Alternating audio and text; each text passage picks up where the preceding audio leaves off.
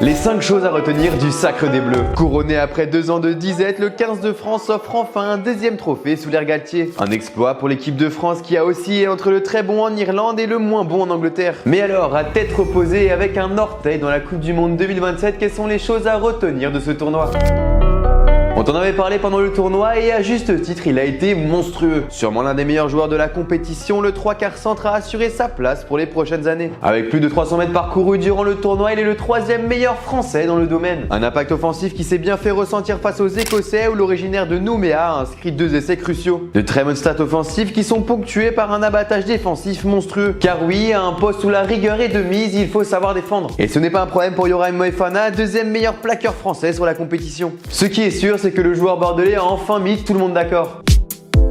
J'ai l'impression de parler de lui à chaque fois que la France joue un match et bon, à chaque fois il fait encore mieux. Très en forme la saison passée, il nous a clairement choqué sur ce tournoi avec une présence défensive indécente. Avec pas moins de 70 plaquages et 109 arrivées dans les rucks, il est le meilleur défenseur du tournoi derrière un certain Jack Morgan. Et on sent qu'il est juste indéboulonnable dans une équipe qui est dépendante de son 3e ligne. En témoigne son temps de jeu stratosphérique car avec 373 minutes jouées, il est l'avant le plus utilisé par Fabien Galtier.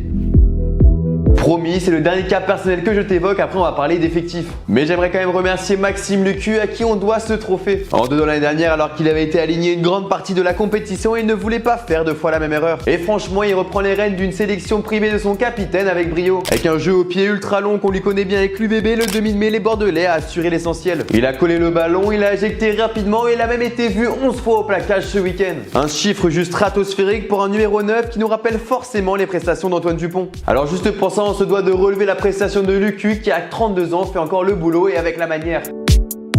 Avec 90 points de plus que l'année passée, les Bleus se sont montrés sous leur meilleur jour offensivement. En battant une montagne de records, ils ont juste montré qu'ils étaient injouables. Avec Bip Bip et le descendant de Serge Blanco, le 15 de France a pu concrétiser des actions qui étaient chères au collectif. Ouais, je refuse de penser au match contre l'Angleterre. Avec des cellules travaillées et appliquées à la perfection, ça ne pouvait que faire mouche. Le travail des avants qui réussissent à jouer debout à l'image d'un Méafou, encore d'un Gros est la raison de cet écart de points si grand.